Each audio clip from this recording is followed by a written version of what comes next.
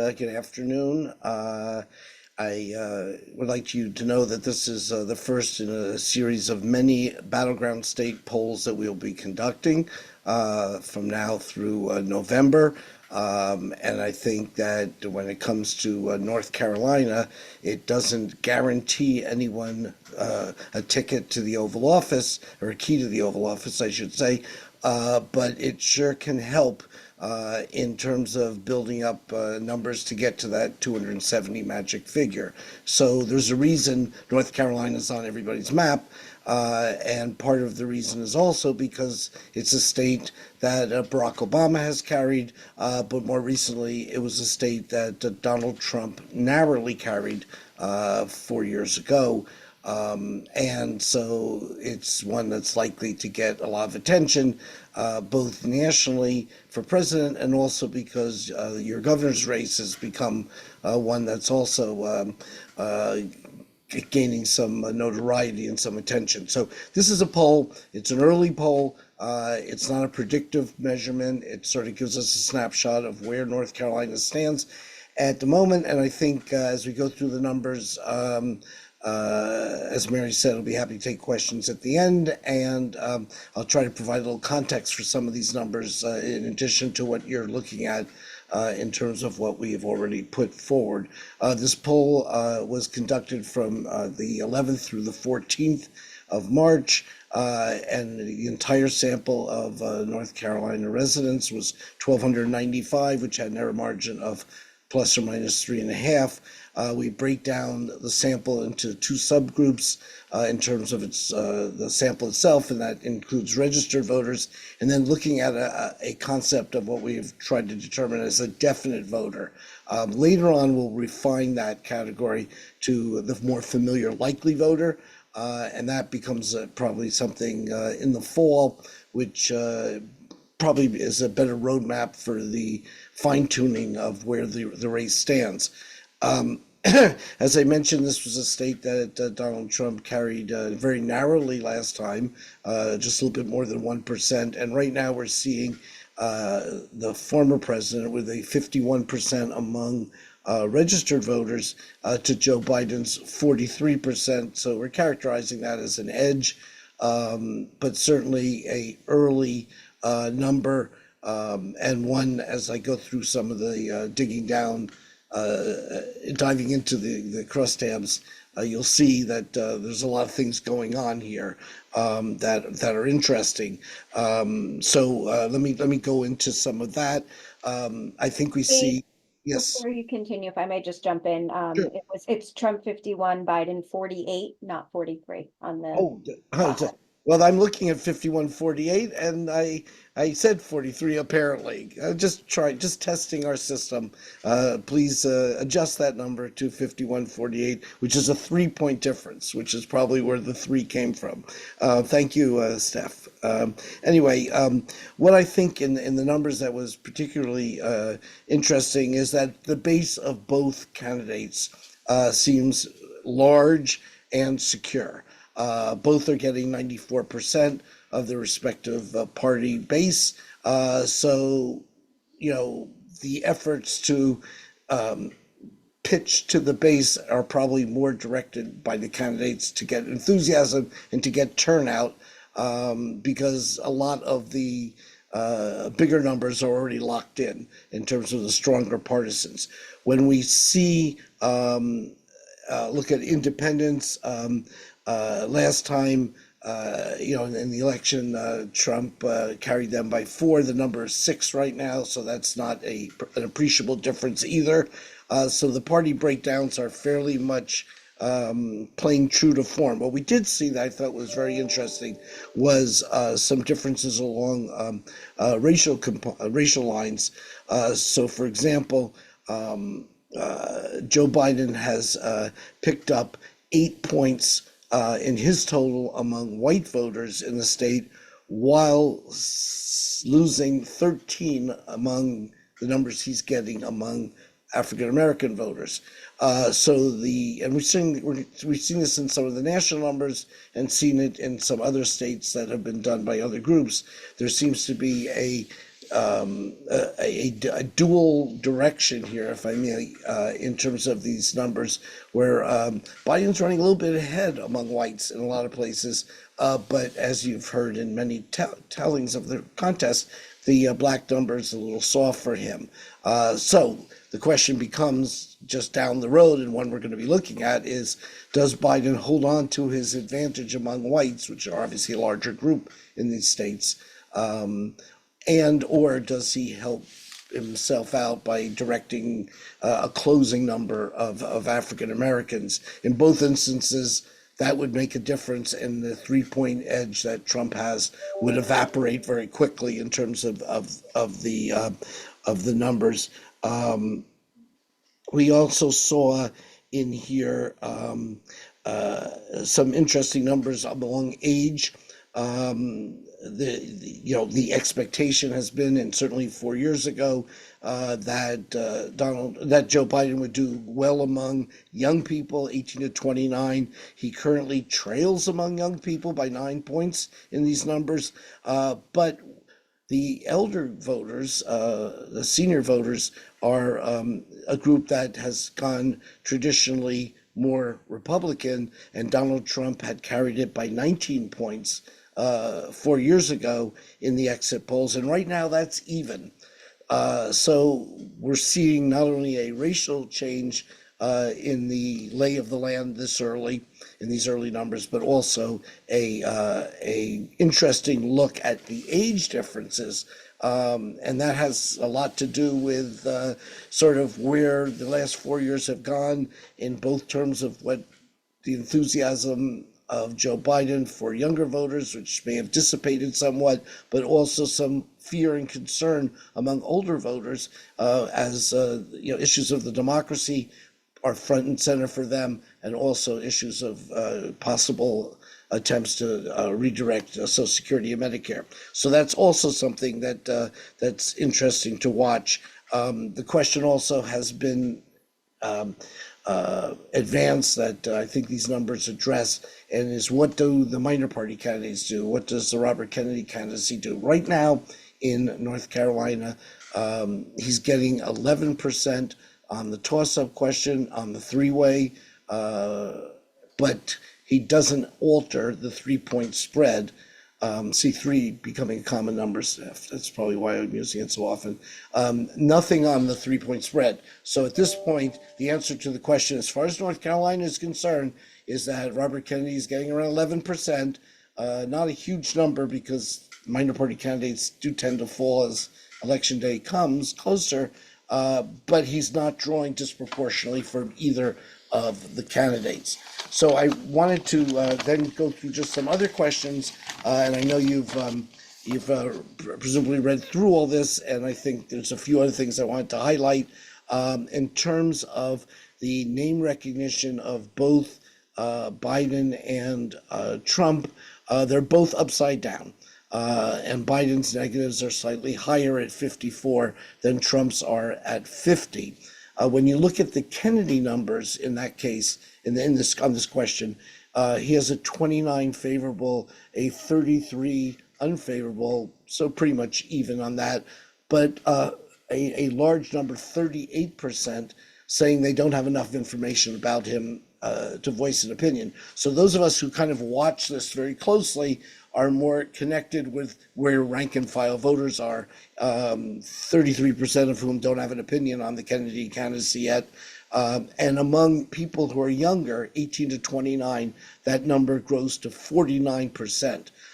So, if we're looking at potential pickups, sure, he can get better known, and there may be more voters for him in that group down the road, but right now it's not there. We also asked about the State of the Union, and there was certainly the sense that Biden addressed effectively age and other issues on concern, but no more confidence, no positive lasting reaction. 30% of the group feel that we're more confident, and 30% less confident in him. Democrats obviously more positive, Republicans more negative, and independents pretty much split, or said that it really didn't have an impact. There was no difference there. Questions about the fitness for governing and whether there's a real concern on the part of voters that either of these candidates are not fit from a mental health standpoint to govern. On Biden's number, that's a 59. Trump doing slightly better at 48, so less damage along those lines. Clearly a party split on that, where Democrats have serious questions about the worthiness of Donald Trump, and Republicans, an identical 82% incidentally, question Joe Biden's viability along those lines. And I did mention the favorable, unfavorable. Let me just go back one number on that. We indicated that both of them have higher negatives than positives. They're both upside down in terms of favorable, unfavorable. One of the groups we're going to be looking at closely are the group that dislike both candidates, the so-called double haters, the negatives, both, that people feel negative towards both. Right now, Joe Biden is ahead by 19 points among that group. That was a very important group in 2016, as both Clinton and Trump had high negatives. So the question was, who went where among voters who had but both felt both that way, similarly about both of them. So both are upside down, but if you dislike both right now, the advantage is to Biden. So that's something that we need to, zero in on as we go down the line. Also, one of the things that we are looking at is the approval, disapproval of the incumbent. And just as a heads up, one of the traditional measures of how an incumbent does seeking re-election is whether their approval rating is high. Well, Biden's is been in around 40% everywhere. He's around 41, I think, in these current numbers. But what's interesting is that for those who somewhat disapprove of Biden's performance, he gets a big chunk of that group, and I will try to find the number as I'm talking, and if not, Steph will bail me out on that one. I'm sort of had it in front of me. Among the people who say they just disapprove of Biden, Yep. Biden gets 41%, Trump 57%, and Okay. two are undecided. So the 4 out of 10 roughly who are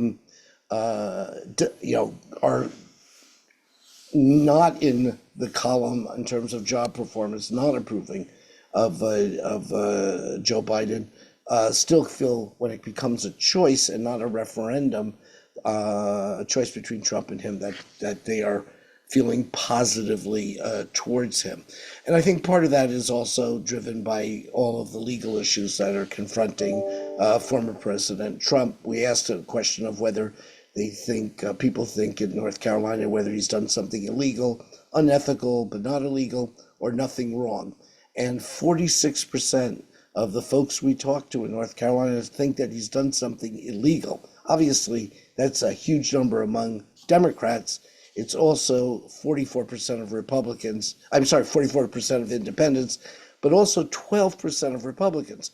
12 is not a overwhelming number, but in a close race, if 12% of your party thinks you've done something illegal and another 39% of Republicans say that he's done something unethical, not necessarily illegal, that's something that, as news continues, will be a figure of significance to us.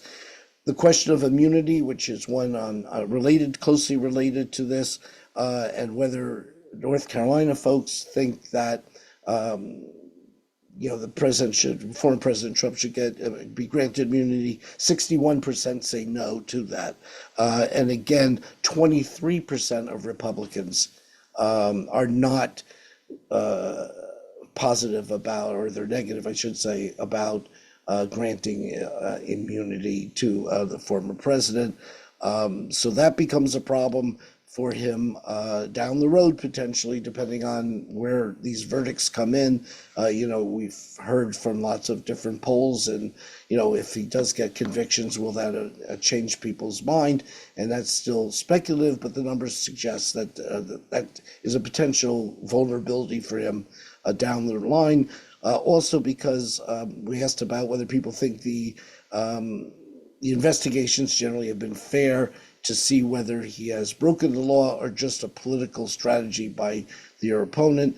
And I focus again on the Republicans. 17% of Republicans think the investigations have been fair. So if you take a look at that group in different ways, there's a handful of folks, but a potentially determining group of Republicans, despite him doing well overall in the base, that might break loose at some point.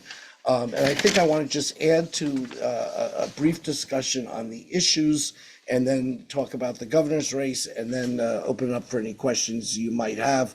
I thought the issues breakdown was interesting in that there's an interesting split between the top three, which are preserving democracy, inflation, and immigration, as the top three issues for voters, for residents in the state. But when you look down at party, there's a big change in there, big breakdown, big difference.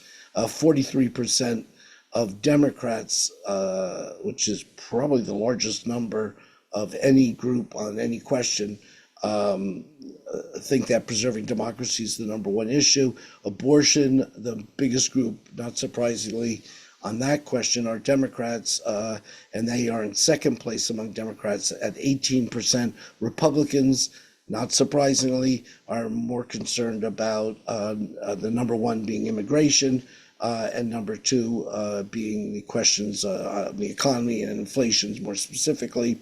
And independents break down pretty much between the three of them, with 28% going with inflation, 27% with preserving democracy, and 25% on immigration. I would point out also that, and this might explain a little bit about why there's that flip in age and preference for Trump and Biden on the toss-up.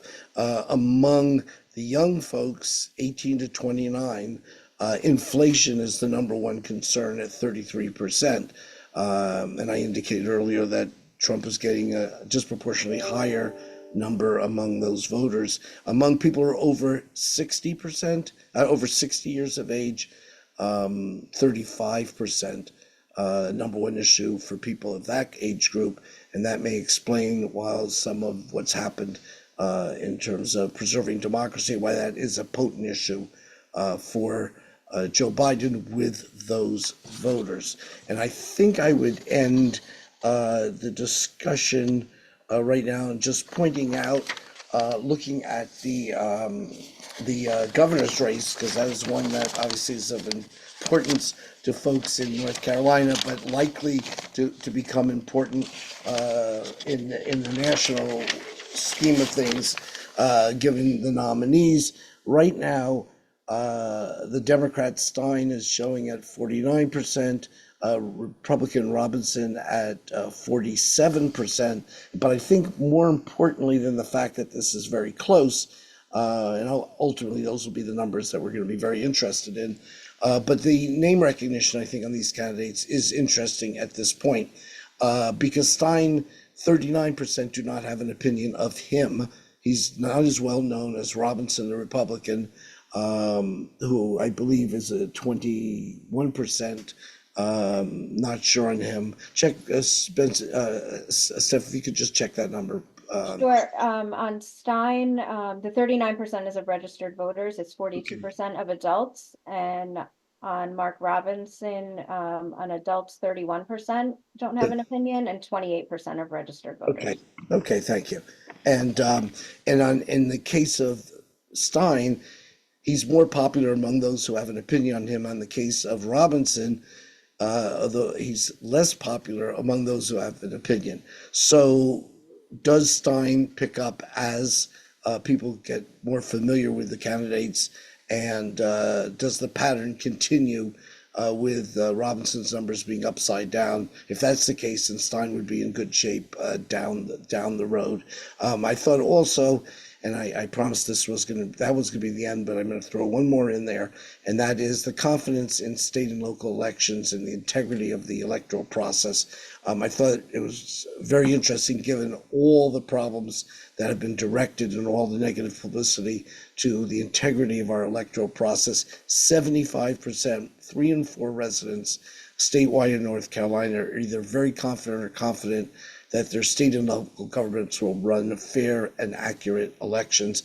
And that is true by more than 2/3 of Democrats, Republicans, and Independents. Democrats are the highest on that, but 73% of Republicans are confident in the elections, the integrity of the electoral process, which has obviously been under a telescope for quite some time now, not just North Carolina, obviously, but the voting process itself around the country. So having said that, there's a lot to digest, and I'm happy to respond either to questions that you might have now, or if you want to reach out to my email later in the day. Lee, Yep. we do have a question, and we will allow for additional questions to come in via the chat box. So please do keep those questions coming in. Lee, you spoke to this a little bit, but perhaps you can give a little more detail and talk a little bit more about the governor's race and that low name recognition that you brought up. Well, I think, I think the fact that Robinson has gotten so much name recognition has to do with some of the more extreme viewpoints he's attracted, been more of a magnet for attention since the primary, and I think that those who are familiar with Stein are more comfortable with him. So if that ends up the tail of the tape, if those are leading indicators of where things are, the fact that Robinson's upside down and Stein isn't will be very telling as more people get to know. Bottom line, Robinson has got to become not only better known, but more favorably perceived. That was Robinson. Stein needs to get better known, but needs to, he holds the proportion favorable and unfavorable. He'll be in good shape. Clearly, when you have two candidates who are not enormously known, and obviously Trump and Biden are totally on the other end of the scale in terms of being at 1% no name recognition kinds of things. When you have people who are largely unknown or have a high degree of people who don't have an opinion on them, that becomes an attraction for their opponent. So the negative ads start flying, and each opponent tries to define the person they're running against in terms that they want them to find them, because they don't have a reservoir of public opinion or political capital to fall back on. So the danger for both of these folks is they haven't really secured the lion's share of public opinion. The race is close right now, but there's much more potential for movement in this race than in the presidential race, because so many of the voters there are locked in. And here, there's still a lot of got to get to know you. Party factors seem to be playing more right now for the governor's race than the actual candidates, at least in terms of the remaining name recognition points that are going to get divvied up.